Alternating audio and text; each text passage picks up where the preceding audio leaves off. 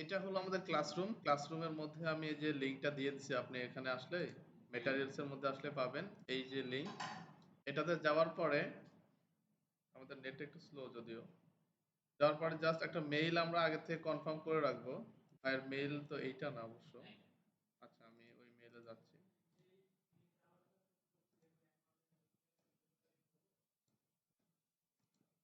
যেটা দিয়ে খুশি সেটা দিয়ে করুন, সমস্যা নেই। আপনার যে মেইল খুশি সেই মেইল দিয়ে আপনি করতে পারবেন, এটা বাধ্যবাধকতা নেই, হ্যাঁ।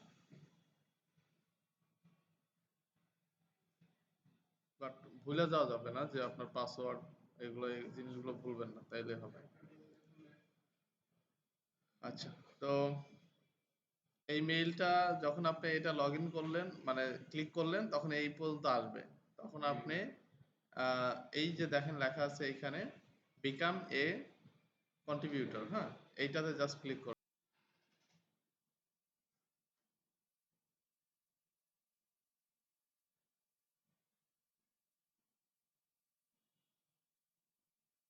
আচ্ছা, এখানে দুইটা অপশন থাকে, একটা হলো কন্টিনিউ উইথ দ্য মেইল। আপনি যে মেইলটা লগ ইন করে রাখছেন এখানে ক্লিক করলে সেই মেইল দিয়েই আপনার অ্যাকাউন্ট হয়ে যাবে, বাট এটা না করে সবচেয়ে ভালো হয় যে কন্টিনিউ উইথ গুগল এখানে ক্লিক করবেন।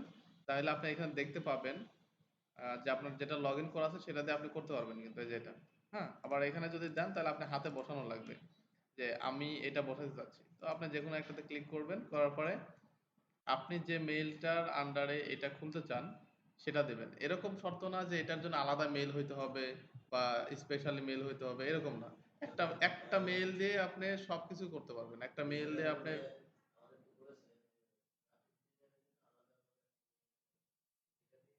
হুম, এরকম আপনার যদি আলাদা কোনো মেইল থাকে যে একটা একটা দিয়ে সবকিছু হচ্ছে, তো এটাতে করলে ভালো হয়। কারণ বিভিন্ন মেইল বিভিন্ন আইডি আপনি নিজেই কনফিউশনে পড়ে যাবেন। এটা কোনো নিয়ম না। এটা সুবিধার্থে বলছিলাম, বাট এটা যে মানতে হবে তার কোনো মানে নেই। আপনারা যে কোনো মেইল দিয়ে খুলতে পারেন, ইচ্ছা করলে একটা মেইল দিয়ে সব করতে পারেন। একটা মেইল দিয়ে ফ্রিপিক, একটা মেইল দিয়ে ফ্রিল্যান্সার, একটা মেইল দিয়ে পিওনিয়ার, কোনো সমস্যা নেই। ওকে? আচ্ছা, এখন এখানে একটা পাসওয়ার্ড দেওয়া লাগবে। পাসওয়ার্ডটার সময় একটা ব্যাপার আছে, সেটা হলো একটা বড় হাতের দেয়া লাগবে, একটা ছোট হাতের দেয়া লাগবে, নাম্বার দেয়া লাগবে, আর স্যাম্বলিক দেয়া লাগবে। বুঝলেন? আর বড় হাতের একটা, ছোট হাতের একটা। স্যাম্বলিক কি? ওই যে স্টার, হ্যাশ, তারপরে ডলার সাইন, এগুলো একটা দিবেন। আর নাম্বার দিবেন। তো এরকম একটা পাসওয়ার্ড আমি দিয়ে দিচ্ছি, যেখানে ৮টা থাকলে সবচাইতে ভালো হয়। একটা ছোট হাতের, একটা বড় হাতের, তারপরে নাম্বার আর ওই যে সাইন। এরকম ৮টা মিলাই দিবেন। ওরা একটা সাজেস্ট করে, বাট সাজেস্টটা দিলে এটা আপনি আবার পরে মনে রাখতে পারবেন না। তো আমার মানে ইয়ে থাকবে যে সবগুলো আপনি কি হচ্ছে এটা?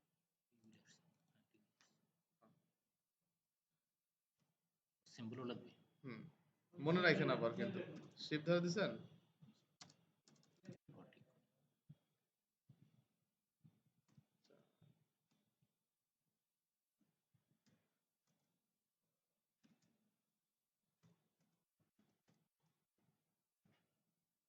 হয়েছে? এটা মনে থাকবে তো আবার। আচ্ছা, ঠিক আছে। তো এটা দেওয়ার পরে আপনি জাস্ট সাইন আপে একটা ক্লিক করে ফেলবেন।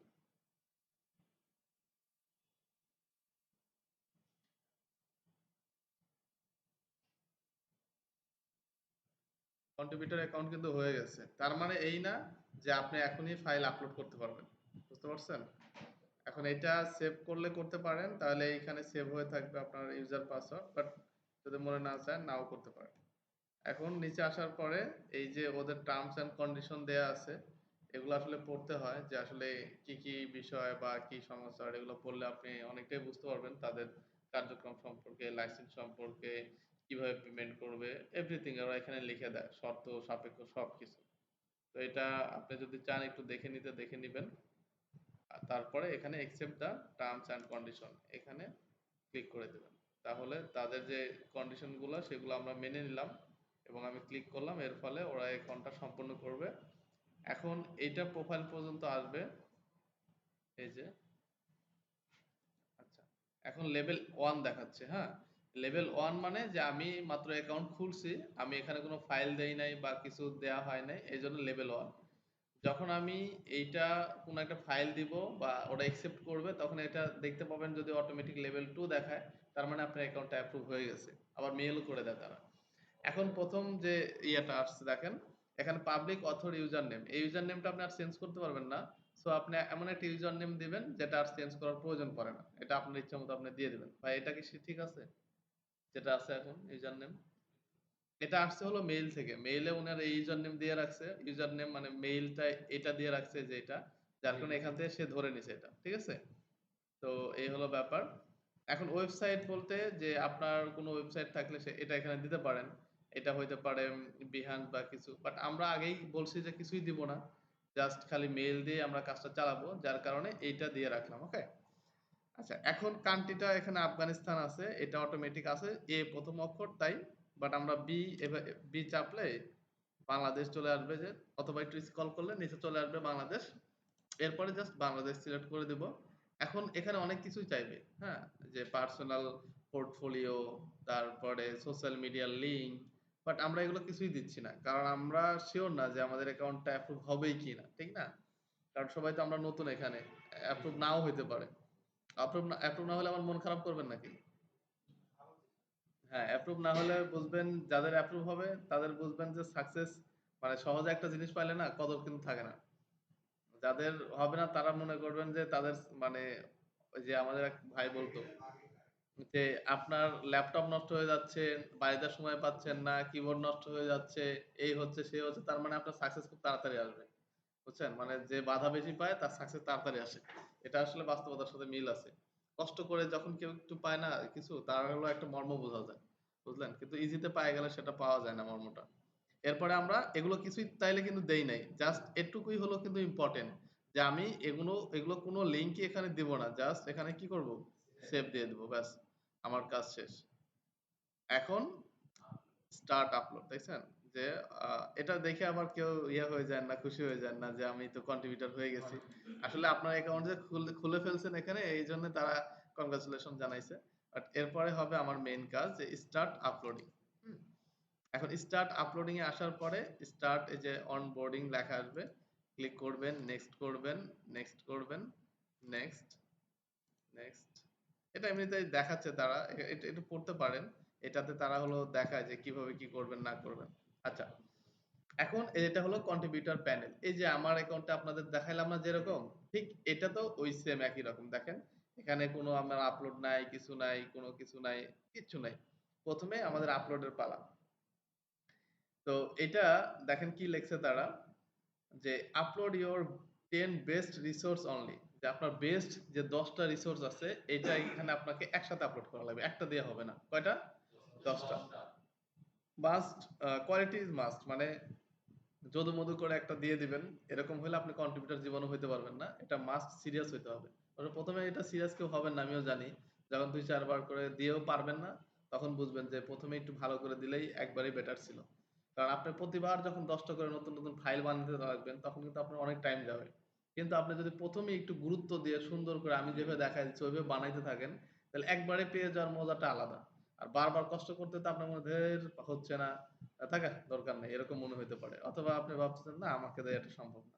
মানে এই যে একটা নেগেটিভ ইমপ্যাক্ট পড়বে আপনার মনের মধ্যে। এজন্যই ১ম এই ১০ টা একদম বেস্ট দিছে। ওরা বলেই দিছে যে বেস্ট হইতে হবে। কারণ আপনাকে যখন আপনি কোথাও এক জায়গায় এন্ট্রি নেন নতুন, তখন তো আপনাকে যাচাই-বাছাই করে এন্ট্রি নেয়। এরপরে কি আপনাকে আর ওইভাবে কেউ দেখে? দেখে না কিন্তু। কারণ আপনার প্রতি তখন সে কনফিডেন্ট যে আপনি পাস করে ঢুকছেন, এরপরে আর কোন ঝামেলা নেই। এজন্য ১ম এ ওরা খুবই বাছাই করে নেবে যে আপনার ডিজাইনটা কোথাও ভুল আছে কিনা। এরপরে যখন আপনি কন্ট্রিবিউটর হয়ে যাবেন, দেখবেন যে একটু খারাপ হইলেও ওটাও সে অ্যাপ্রুভ করে নিচ্ছে। বুঝতে পারছেন?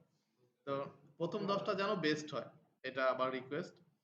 এরপরে কি বলছে সে? আ হ্যাঁ, আপনি ২ বার চান্স পাবেন। বুঝছেন? এখানে আপনি ২ বার চান্স পাবেন। মানে একবার ধরেন হইতে পারেন নাই, রিজেক্ট করে ফেলছে। একটা টাইম পরে আপনাকে সময় দিবে। ওই টাইমের মধ্যে আপনি আরো ১০ টা ডিজাইন করে আরেকবার সাবমিট করতে পারবেন এই সেম অ্যাকাউন্টে। আপনি পরপর যদি ২ টাই ২ বারের সুযোগ মিস করে ফেলেন, তাহলে এই Gmail এ আপনি আর পারবেন না। আপনাকে আবার নতুন করে খুলতে হবে। এজন্য আমি ১ম এ লিঙ্ক গুলো দিলাম না। বুঝলেন? আচ্ছা, এরপরে তারা বলছে যে আপনি যদি রিসোর্সটা হয় our first guideline তাহলে আপনি এখানে আ করতে পারেন। ওদের গাইডলাইন গুলো একটু পড়তে পারেন যে এগুলো তো আমরা পরে মানে যদি আপনার অ্যাপ্রুভ হয়ে যায় তখন এটা দেখা লাগবে। এটা আমি বলেই দিব, সমস্যা নেই।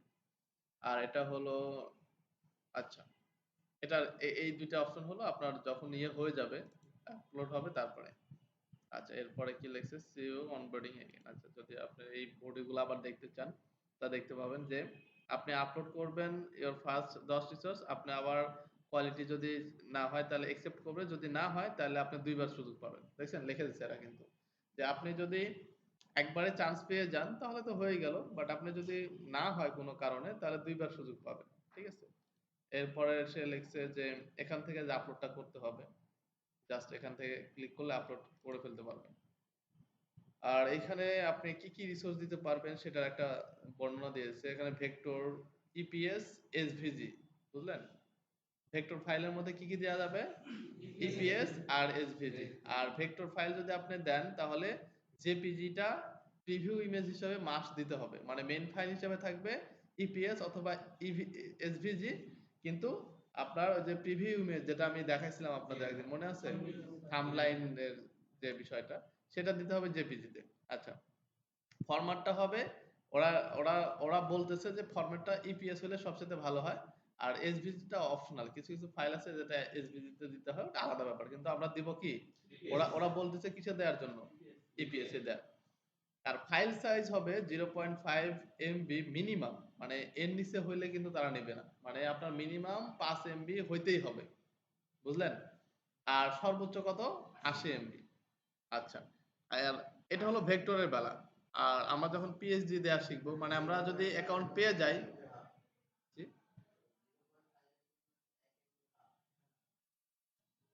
আচ্ছা, 0.5 এমবি, হ্যাঁ, 0.5 এমবি। আর সর্বোচ্চ হলো 80 এমবি। আমি 5 এমবি বলে ফেলছিলাম একটা না? সরি। আচ্ছা, আর কালার মোড কি দিতে হবে? আরজিবি। এগুলো তো আপনাদের সবাইকে বলাই হয়েছে, এর আগেও বলছি। ঠিক না? আচ্ছা, এরপরে হলো পিএইচডি। আমরা এই অ্যাকাউন্টে যখন কন্ট্রিবিউটর হয়ে যাব, আমরা এরপরে পিএইচডি শিখবো। তো এই পিএইচডি ডিজাইনটাও কিন্তু আমরা এখানে আপলোড করতে পারবো। তো পিএইচডিটা কিভাবে আপলোড করতে হবে? ওই সেম পিএইচডির তো একটাই ফাইল হয়, পিএইচডি হয়। ইপিএস আর এআই যেমন হয় না, এরকম না, পিএইচডিতে পিএইচডি। অন্য ফাইল আপনি সেভ করতে পারবেন, কিন্তু আসলে ওটা ওই ফাইল হিসেবে বিবেচিত হয় না। তো জেপিজিটা এই প্রিভিউ ইমেজ সেম থাকবে, ফরম্যাট হবে পিএইচডি, আর এটার ফাইল সাইজ মিনিমাম হলো 1.5 এমবি আর সর্বোচ্চ 2.50 মানে হলো 250 এমবি। আর প্রিভিউ ইমেজের আবার এখানে সাইজ ওরা বলে দিচ্ছে যে প্রিভিউ ইমেজের সাইজ কতখানি হবে, 4 এমবি মানে মেগাপিক্সেল হবে, আর সর্বোচ্চ হবে 100 মেগাপিক্সেল। কালার মোড এখানে 8 জিবি, ফটো প্রো 8 জিবি, এরকম মানে এস 8 জিবি এরকম অপশন আছে, এটা দিতে পারবেন। এটা হলো পিএইচডির ক্ষেত্রে। এরপর আসেন হলো ফটোস। আপনারা যদি অনেক ভালো ফটো তুলতে পারেন বা ওইরকম ক্যামেরা থাকে, রেজোলিউশন বা মোবাইল থাকে, ফটোও আপনি এখানে দিতে পারবেন। ফটোর বেলায় কি ফরম্যাট দিতে হবে? দিতে হবে জেপিজি, ফাইল সাইজ দিতে হবে 1.5 অ্যান্ড সর্বোচ্চ হলো 250 এমবি। আর প্রিভিউ ইমেজ হবে মানে মিনিমাম হলো 4 এমবি মেগাপিক্সেল আর সর্বোচ্চ 100 মেগাপিক্সেল। আর এই কালার সাইজটা সেম। বুঝতে পারছেন? তাহলে এখানে আমরা কি, কি ফাইল দিতে পারবো? ভেক্টর, পিএসডি আর ফটো। আচ্ছা, এই হলো ব্যাপার। আমরা যদি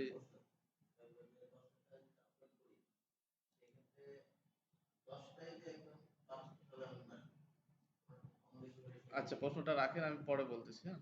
আচ্ছা, এরপরে ট্যাগ লাইনের জায়গাটা আসেন। আমি যদি এগুলো দেখাই দেবো, বাট একটু ডবল হলে এই জিনিসটা মনে থাকবে আপনাদের।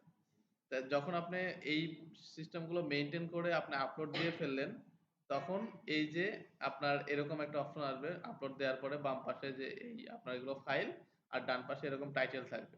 কারণ এই টাইটেল গুলো আপনাকে যে যে ইমেজটা তার প্রেক্ষিতে যে টাইটেল হয় সেটা আপনাকে দেওয়া লাগবে। ঠিক আছে? দিয়ে আপনি কি করলেন, নিচে কিওয়ার্ড দিয়ে সাবমিটে দিতে পারবেন। এরপরে ওয়েটের জন্য তারা রাখবে এখানে কি বলছে, আপনার সেন্ডিং ফাইল রিভিউ করবে তাদের টিম। এটা ম্যানুয়ালি রিভিউ হয়, এটা কোনো কম্পিউটারে রিভিউ হয় না। কোনো না কোনো মানুষ এটা রিভিউ করে দেয়, ওদের লোকজন রাখা আছে। তো এই টিম এটা রিভিউ করবে। এটার জন্য হয়তো কিছু টাইম লাগতে পারে। আচ্ছা, লাস্ট যে বিষয়টা তারা বলছে যে যদি আপনার ফাইলটা প্রথমে পাবলিশ হয় তাহলে আপনি বেনিফিট গুলো পাবেন, কন্ট্রিবিউটর হইতে পারবেন, হ্যাঁ? তো এটার জন্য আপনি আর্নিং স্ট্যাটাসে সবগুলো দেখতে পাবেন। ওকে? তো এই হলো ব্যাপার। আরো অনেক কিছু থাকবে এখানে। আচ্ছা, ব্যাপারটা ক্লিয়ার? তো এখানে আরেকটা মজার ব্যাপার হইছে, যারা অনেক বেশি কাজ করবেন, অনেক বেশি কাজ করে, তাদেরকে আবার ফ্রি পিক অফার করে। যে আপনি আমাদের টিমে কাজ করবেন কিনা? হ্যাঁ? যারা দেখা যাচ্ছে রেগুলার কাজ করছে, একই টাইপের কাজ করে, বিশেষ করে যারা একই টাইপের কাজ করে তাদেরকে অফার করে। যে শুধু আপনি ফ্লেয়ার প্রিন্ট আইটেমের ডিজাইন আপলোড করতেছেন। তখন আপনাকে প্রিন্ট আইটেমের ডিজাইনার হিসাবে বা প্রিন্ট ডিজাইনার হিসেবে তারা আপনাকে মেইল করবে যে আপনি আমাদের টিমে কাজ করবেন কিনা। অনেকেই কাজ করে বাংলাদেশে।